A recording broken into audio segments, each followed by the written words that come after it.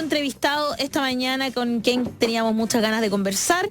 Estoy hablando de Ricardo Baeza Yates, más conocido como Polar Bearby en Twitter, con muchos títulos, además PhD en Computer Science de la Universidad de Waterloo, magíster en Ingeniería Eléctrica, magíster en Computación e Ingeniería Civil en Eléctrica de la Universidad de Chile. Fue vicepresidente de investigación de Yahoo y actualmente es investigador senior del Instituto Milenio de Fundamentos de los Datos y profesor titular del Departamento de Ciencias de la Computación de la Universidad de Chile. Bienvenido a La Voz de los que Sobran. Muchas gracias por estar con nosotros esta mañana. Muchas gracias. Muchas gracias. Ustedes también están en transición. Nosotros estamos en transición, pues, claro que sí. Del 48. Transición de número.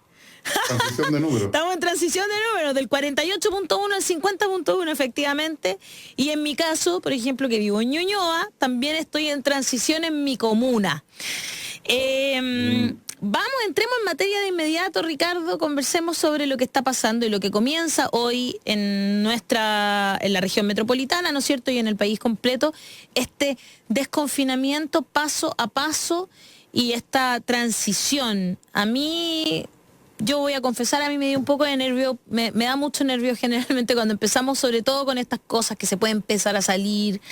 Hoy cuando me vine a la radio había un taco enorme en Avenida Grecia, gigante, o sea, de esos que no se veían hace tiempo. Nos demoramos mucho más de lo que nos demoramos en costumbre en llegar, y eso es lo que me pone un poco temerosa de lo que pueda llegar a pasar. Ricardo, ¿cómo lo ves tú desde tu punto de vista científico?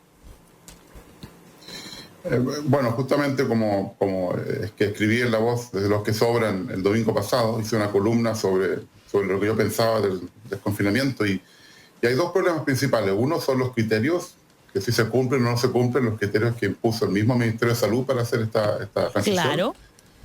Y el otro para mí más grave es que básicamente se hace en parte de Santiago y no en todo Santiago. Y es como repetir la historia de los confinamientos dinámicos del mes de abril, pero al revés. Y yo creo que el mes de abril se vio que es imposible impedir que el virus se propague en Santiago, con una ciudad con tanta movilidad, que incluso ayer ya la movilidad era casi normal, cuando la transición empezaba hoy. Entonces yo creo que esto es una receta que puede ser incluso peor que abril, y lo que me asusta a mí es tener no solo rebrotes, porque rebrotes van a haber, eso es cierto, pero se pueden tratar de impedir y controlar bien, pero una segunda ola ya sería terrible, porque sería como Estados Unidos está siendo peor que la primera. Sí, está siendo peor que la primera. Digamos que está subiendo, los récords son ahora, sí, los récords de casos son ahora, mucho más que la primera vez, y el problema es que ya ayer Estados Unidos ya pasó las 150.000 víctimas. Hay que decir que Ricardo está desde California a Estados Unidos, por eso tiene tan clara las cifras de ese país, ¿no es cierto? Y ahí, claro, lo que vino fue un rebrote. Y esta segunda ola sería... No un rebrote, una segunda ola. Y eso es lo que quiero que haga la diferencia. Eso, ¿cuál es la diferencia entre uno y otro? El rebrote es como controlado, ¿no?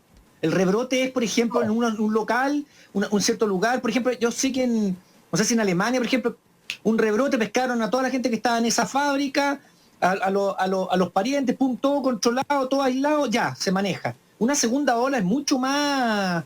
sí, una segunda ola son muchos rebrotes sin control. Claro. Es decir, hay muchos de ellos y no los puedes controlar porque son tantos que ya el sistema se satura. ¿Qué es lo que pasó en Chile en abril? Porque en Chile nunca ha habido trazabilidad buena.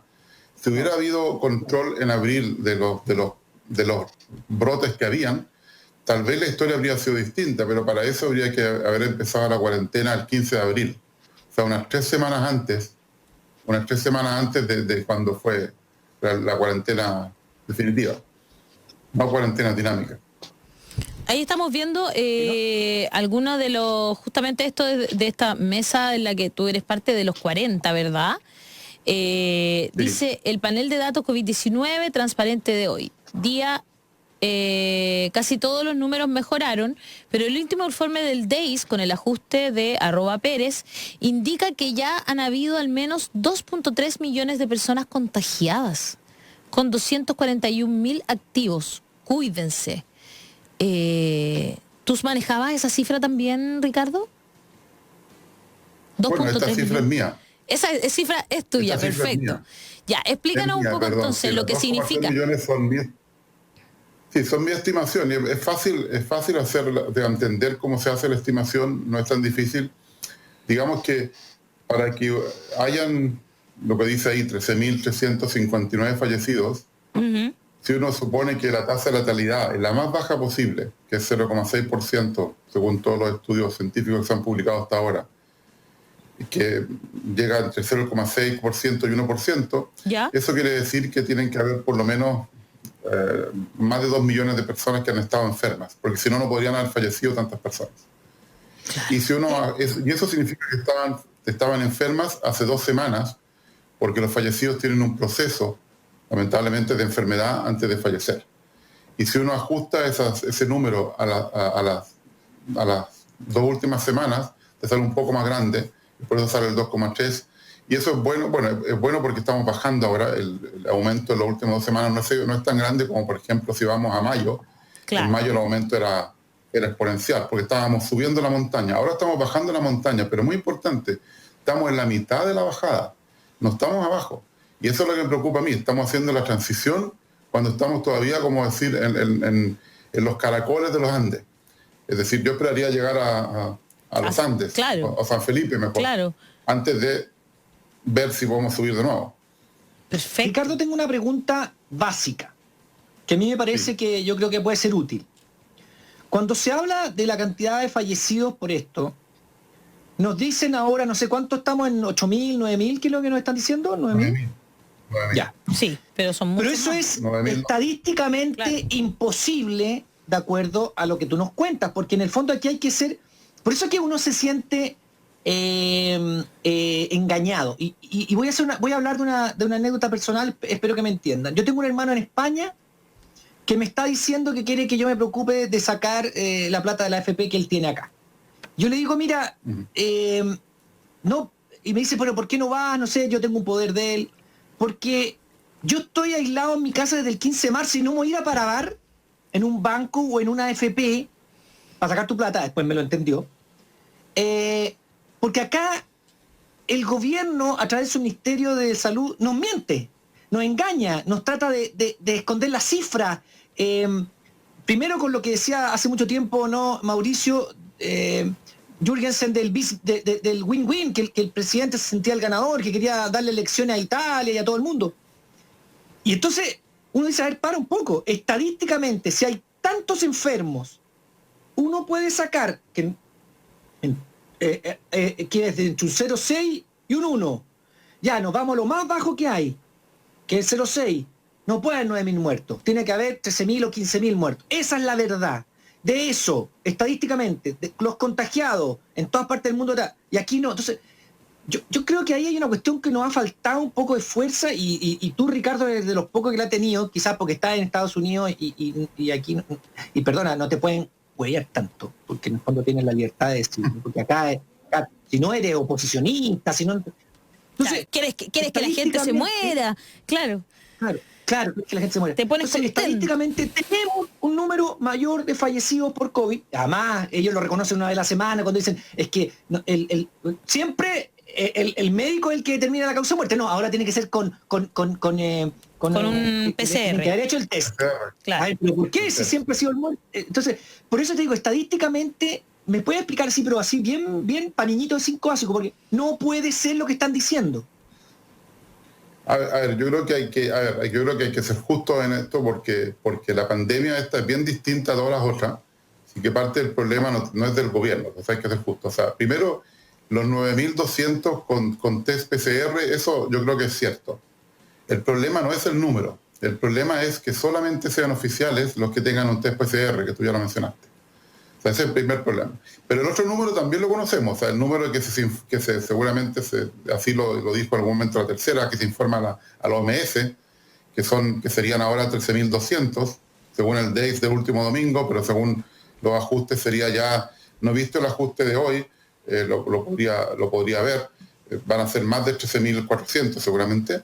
Ahora, este número yo también creo que es exacto, porque ya estamos en el exceso de muertes, es decir, según los datos del registro civil, ya digamos que toda la gente que en exceso está falleciendo por COVID, porque incluso el COVID le está quitando gente a otras enfermedades, como la gripe. Por ejemplo, este año no va a haber gripe, la gripe va a desaparecer.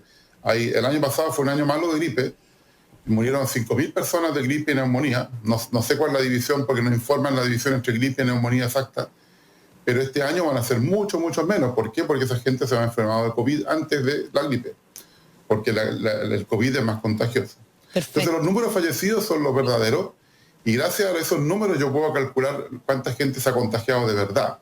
Ahora, esto pasa en todo el mundo. Pero y en Ricardo, otros países, no son los verdaderos.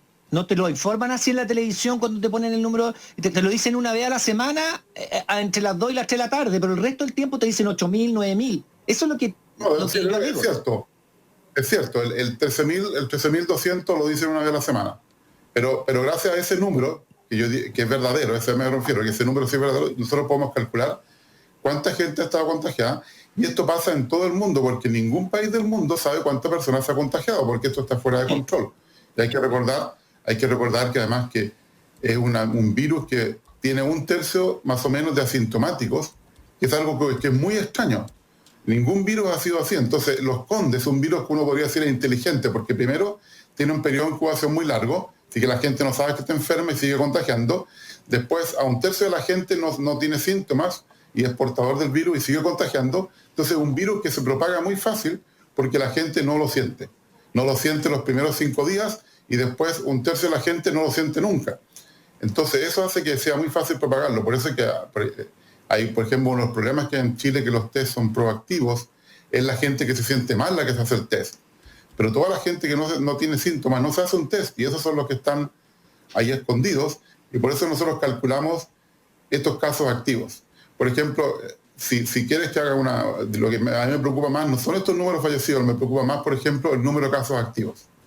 Según el Ministerio de Salud, hay menos de 20.000 activos, pero nunca te dicen que son los 20.000 activos de los que ellos conocen. Y hay gente como Francisco Lillo u otros que han hecho el cálculo de que en realidad el número de activos es por lo menos 80% más alto, wow, porque los PCR van atrasados. Entonces, claro, el verdadero número no es 18.000 el de hoy día, sino que debe ser, por ejemplo, 30.000. Pero esos 30.000 son 80%. Claro, pero espera, son de los casos conocidos. Pero si tú tomas todos los casos desconocidos, que son todos estos que no los tenemos controlados, ahí llegamos a por lo menos 240.000. Y es muy distinto decirte que hay 18.000 personas contagiadas que 240.000, porque la probabilidad de encontrarte una persona contagiada aumenta por 10, más de 10 veces. Y ese es el problema. Y eso es la gente, yo creo que no tiene conciencia de que esto es peor de lo que parece. Entonces yo creo que el problema es el mensaje. No son los números, es el mensaje diciendo las cosas no están tan mal, o la ley de mejoría, cuando en realidad las cosas todavía no están bien. O sea, yo hubiera preferido que la transición pasara, por lo menos llegáramos a un 5% de positividad, que es lo que indica la OMS, donde cualquier rebrote es más fácil de controlar. Porque el problema es que tienes uno, lo controlas, tienes 2, pero ¿qué pasa si tienes 10 al mismo tiempo? Es muy difícil, esto es como un incendio. Tienes una llama, bien, pero tienes 10 llamas, ya tener 10 bomberos es más difícil. Entonces es muy difícil. Es súper complejo lo que estamos conversando, en el sentido de que hoy día ya, por ejemplo, yo puedo hacer una reunión en mi casa con menos de 10 personas en mi patio, con menos de 5 personas dentro de mi casa, y yo creo que llevamos tanto tiempo, como bien dice, ¿desde cuándo estás tú? Porque yo vengo a la radio, pero Daniel, ¿tú desde cuándo estás en tu casa encerrado? 15 de marzo que no salgo. Abril, mayo, junio, julio. O sea, hay gente que está hace 4 meses encerrada. No sabes nada. A pasear al perro a veces. Una vez cada 2 días salgo a dar una vuelta con el perro, eso es todo lo que salgo. Bueno, yo soy diabético tipo 2, entonces soy... Era un caso de riesgo. Exactamente, sí, un caso de riesgo. O sea, muy controlado, yo soy diabético muy controlado, mis niveles están normales, pero porque tomo la pastillita, no como azúcar, soy muy controlado también de eso, o sea, me cuido muchísimo, pero no salgo, hace ya todos esos meses. Entonces tú dices... A mí me da nervio, es que lo que me da nervio salir o podría es lo que empiece hoy a suceder. Es lo que empiece hoy a suceder. La gente va a tener ganas de verse, de juntarse. Un poco antes. ¿Sí? Va a tener antes del 15 de marzo. Chuta. Sí, porque en California yo volví de Barcelona. Como el 8 de marzo. ¿Ya? Ya había problemas. Claro. Y creo que y el mismo día siguiente decidí yo mismo empezar un confinamiento. No, pero a los ¿y qué le recomendamos? A los 4 días el Silicon Valley completo empezó un confinamiento. Y a los 2 días más, o sea, 6 días después que yo decidí, California entero empezó un confinamiento. Así que yo me adelanté unos días a lo que yo sabía que iba a pasar, porque yo no estaba todavía analizando datos del COVID, pero se veía lo que, digamos, entendía que esto es un proceso exponencial, que lo que primero que las personas tienen que entender, esto es exponencial. Digamos, si una persona contagia a 2 y no paramos eso, todo el mundo se contagia en muy pocos días. Y a la gente le cuesta entender eso, que si uno multiplica por 2, en muy pocos segundos, si uno multiplica por 2 cada segundo, en muy pocos segundos tenemos más gente que la población de la Tierra. Ese es el poder de algo exponencial. Crece muy rápido. ¿Y qué le podríamos recomendar efectivamente a la gente? Porque desde hoy día, como yo te decía, yo me imagino mucha gente va a querer ir a parques, va a querer salir con sus hijos pequeños, a darles una vuelta. Si Lavín ya dijo que podían ir 1.000 personas al Parque Araucano. O sea, a eso me refiero. 1.000 personas al Parque Araucano, se va a abrir el Parque Mahuida. Yo feliz voy con mis perros al cerro. A lo mejor eso sí podría hacerlo. No sé, son preguntas que me hago. ¿Cómo podríamos seguir nosotros cuidándonos? ¿Qué debemos hacer para poder, como ciudadanos también informados y responsables, seguir haciendo? ¿Y qué recomendarías tú que no hiciéramos por ningún motivo? ¿Qué sí hacer y qué no hacer? Sí, bueno, aquí en California, por ejemplo, siempre fueron sensatos en el sentido de que uno siempre podía salir a caminar o a correr solo o en familia, porque eso no, si uno está solo, si uno está con la gente que vive, eso no perjudica, digamos, al aumento del contagio. Así que eso siempre se pudo hacer. Yo no entiendo por qué en otros países nunca lo hicieron por ejemplo, que una persona vaya a correr, que así se relaja, de la tensión de estar en la casa, todo eso, y hace ejercicio, que es importante. Lo que pasa es que dicen que era porque si tú te caes vas al hospital, o sea, si te esguinzas, tienes que ir a un hospital, y cuando vas a un hospital te puedes contagiar. Sí. Es un tema de eso, es lo que yo entendí. Pero yo creo que hay que dejar digamos, parte del riesgo a cada persona. O sea, no se puede decir con ser completamente paternalista y decir, mira, no puede hacer nada. Yo creo que hay que dejar riesgos medidos. Por ejemplo, ¿cuántas personas de las que corren se van a caer? Muy poco. Tú vas a correr más lento para no caerte, tú vas a tener cuidado, muy menor. Porque no quieres ir a un hospital. O sea, yo creo que si una persona de cada 10.000 se cae, bueno, ley de evolución natural, no fuiste cuidadoso, que lamentablemente te vas a enfermar. Así que mucho tiene que ver con Darwin esto. ¿Sí? Al final yo creo que la primera recomendación es que depende de nosotros. O sea, cada uno tiene que decidir qué hacer. Y ahí lo que yo digo es que es muy importante, es que no hay que pensar en uno, sino hay que pensar en el resto. Porque si todos pensamos en el resto, estamos protegiéndonos a todos. Así que es mejor que pensar en uno. Porque pensar en uno es ser egoísta y uno se olvida de cosas que son importantes para el resto. Entonces, si pensamos en el resto, significa, yo voy a ir, por ejemplo, a un parque, un lugar de los más seguros que hay, porque está al aire libre, hay espacio, pero entonces yo voy a ir a un parque donde voy a usar mascarilla hasta estar dentro del parque y voy a seguir usando la mascarilla si estoy cerca de personas que están haciendo ejercicio, porque ahí entonces es más probable que llegue digamos, a parte de la respiración, sobre todo si la persona no está usando mascarilla. Claro. Si todos usamos mascarilla en un parque, eso es muy seguro. Y eso se podría hacer. Ahora, si de repente ponen a 10.000 personas en el parque, no. Así que, por ejemplo, lo que yo haría es que yo calcularía bien cuántas personas pueden haber en un parque en forma segura y pondría un límite de personas que pueden estar en el parque, tal como hay límites en las salas de reuniones, en todos lugares. Dice, mira, aquí pueden entrar hasta 500 personas al parque. Y a las 500, lo siento, tiene que esperar a que alguien salga. Y eso en algunos lugares se hace, digamos, que hay una persona en la puerta que dice, mira, ya está lleno, tienes que esperar, y la gente hace una fila con 2 metros de distancia y espera para ir a correr o algo. Entonces, ese tipo de cosas son las que yo creo que a veces faltan, de decir, como los criterios de la transición. No he visto todavía que me digan cuánto tiempo tiene que cada medida cumplirse. ¿Es hoy día? ¿Y qué pasa si mañana cambia? ¿Es una semana? ¿Y qué pasa si la próxima semana cambia? Esas son las cosas que no están bien definidas y entonces hacen, como yo dije, que el desconfinamiento sea difuso. Aparte de que parte de ellas es porque no hay una coherencia y una información que no sea ambigua, que sea exacta y que no haya una doble interpretación, porque el problema en Chile también la doble interpretación. Él dice, bueno, dijeron 1.000, pero seguro entonces 1.500 no pasa nada, porque así un poco funciona, digamos, lo que quieren quebrar un poco la regla. Entonces, no sé si quieren si podemos ver las medidas, pero tú preguntaste qué cosas no hay que hacer. Eso, ¿qué no hay que hacer? Lo que no hay que hacer es evitar lugares donde hay mucha gente, así, evitar lugares cerrados, que no hay circulación. Perfecto. Por supuesto, tiene que hacer eso. Por ejemplo, si Daniel tiene que ir al baño, tiene que entrar carilla, tener mucho cuidado con donde toca, y si después toca una superficie, lavarse las manos inmediatamente, no tocarse la cara. Esas son las cosas, son cosas básicas, pero pasa que eso a veces es difícil porque uno se toca la cara inconscientemente, sin darse cuenta. Por ejemplo, si está con lente, uno se hace así. O tocarse la nariz. Sí, yo también, yo no me doy cuenta, o sea, tendría que estarme mirando y cada vez que levanto la mano digo, no hagas eso, y me golpeo para aprender. Entonces, esas son las cosas que no hay que hacer. Es muy simple, evitar lugares donde hay mucha gente o lugares donde ha estado mucha gente, porque dura algunas horas en algunas superficies. Por ejemplo, superficies metálicas dura más que en superficies más secas. Entonces, por ejemplo, todo lo que es el transporte público, incluso aunque esté vacío, si vas una hora después de la hora, digamos, máxima, bueno, puede que esté ahí, sí que entonces tienes que tener más cuidado. Por ejemplo, habría que aumentar la frecuencia de todo el transporte público, pero por lo que he escuchado incluso la han disminuido, que es lo contrario que uno quiere hacer. Uno quiere tener todo el transporte público más vacío.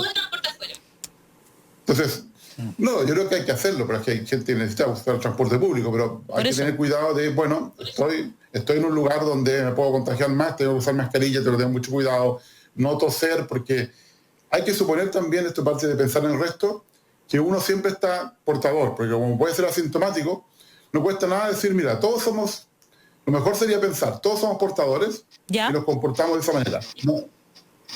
Perfecto. Me parece súper interesante. Así habría que pensarlo, con andar con la mascarilla, ¿no es cierto?, con el alcohol gel, cada cierto rato, estar usándolo. Y pensarlo, claro, yo no tengo que contagiar a nadie más, aunque yo me sienta bien. O sea, así todos nos protegemos y va a ser más seguro porque es como una doble protección, porque yo estoy pensando en el otro y cada uno está haciendo lo mismo, así que es como que cada uno está protegido por el resto. No, vamos a estar así. ¿Sí? Algo muy importante de lo que puse en ese artículo que escribí el domingo, es que la transición no tenía que ser espacial, es decir, esto de idea de las cuarentenas o desconfinamientos dinámicos que son en parte de la ciudad, eso no funciona. No. Lo que hay que hacer es una transición temporal. Y por ejemplo, lo más simple es una semana ir al trabajo o ir al colegio y la semana siguiente no. O sea, sí, que es como una transición, exactamente, eso. ¿Y por qué eso funciona? Sobre todo la primera parte es lo importante, porque lo segundo pasa ya con los turnos en los hospitales, pero la primera parte de lo importante es que si tú te contagiaste cuando fuiste al trabajo, fuiste al colegio, vas a sentir los síntomas durante la semana que estás en la casa. Entonces ya no estás contagiando y ya te puedes quedar en aislamiento inmediatamente, porque como tardan entre 4 y 6, 7 días, te va a tocar en la casa cuando sientas los síntomas. Y ahora, si no tienes síntomas, y otro sí tiene síntomas, también vas a estar en la casa cuando te diga, yo estoy enfermo, así que probablemente también tú estás enfermo, y tú puedes ser un asintomático. Claro. Y que lo que tienes que hacer es también aislarte o hacerte el test para asegurarte que no estás enfermo, porque si no, no puedes volver la próxima semana. Y entonces de esa manera se corta el contagio, porque cuando la gente se detecta que está enferma, ya sea un compañero mío o yo mismo, estoy ya aislado, ya empecé el aislamiento. Y ahí me quedo 2 semanas más aislado y ya se acaba el problema. Claro, esa era la forma. Era temporal, no espacial, ahí sí, pues se entiende, claro. Exactamente, y para disminuir el número de personas que van al trabajo, tú haces esto mismo entonces por grupos. Un grupo va una semana, la mitad, el otro grupo para la otra semana, entonces van intercalando la semana y siempre si alguien se enferma, está en la casa cuando se sabe que alguien se enfermó. Y esto permite bajar, digamos, la distancia física a la mitad en el trabajo y permite, lo más importante, detectar la enfermedad antes que se convierta en un brote. Perfecto. Ay, ojalá que se les escuchara más, porque ¿por qué no hacemos las cosas como tenemos expertos, tenemos científicos que son chilenos, que lo tienen súper claro y eso es lo que me da lata, que no se les escuche lo suficiente, Ricardo, pero por lo menos creo que con nuestra conversación de hoy ya vamos entendiendo y finalmente si usted tiene dudas del desconfinamiento del gobierno y este paso a paso, también cuídese usted mismo. Eso es lo que también podemos hacer nosotros, tomar nuestra salud en nuestras manos y cuidarnos de la manera que estamos conversando con Ricardo, que me parece que sería lo ideal. Muchas gracias por estar esta mañana con nosotros. Sí, tal vez podrías poner a donde está mi usuario de Twitter para que la gente, si quiere, me siga, porque ahí yo estoy poniendo todos los días, pongo este panel y también explico estas cosas. Por ejemplo, tengo hace poco hice un hilo de los lugares que son peligrosos, exactamente tu pregunta, dónde no qué cosas hay que evitar. Eso está genial. Puse una lista de 8 tipos de lugares, colegios, centros comerciales, etcétera. Ahí estamos viendo el Twitter, que es @PolarBRB y lo pueden seguir y como bien dice Ricardo, hay muchos datos acá que son muy interesantes para que ustedes entonces lo estén tomando en consideración, de los lugares donde pueden estar, cómo pueden estar. Está también los números, las cifras que nosotros estábamos mostrando, ¿verdad? Hace poquito en este Twitter, donde pueden seguir muy informados. Entonces, y es a lo que nosotros los invitamos para que puedan hacerse... Ahí estamos nosotros, que era la invitación a vernos hoy en vivo y en directo, ¿no es cierto? Así que súper, me parece muy interesante que te puedan seguir y puedan entonces saber qué se puede y qué no se puede hacer, así como también hay otros colegas tuyos que tú también retuiteas muchísimo, así que ahí van a tener muchísima información. De los 40. Exactamente. 40. Un abrazo muy grande, Ricardo. Muchas gracias por haberte conectado tan temprano en California, tempranito. Así que un abrazo. Gracias a ustedes, sí, por eso estoy aquí con el desayuno. Eso. Salud. Muchas gracias por haber estado con nosotros esta mañana. Chao. Que estén muy bien. Chao, chao.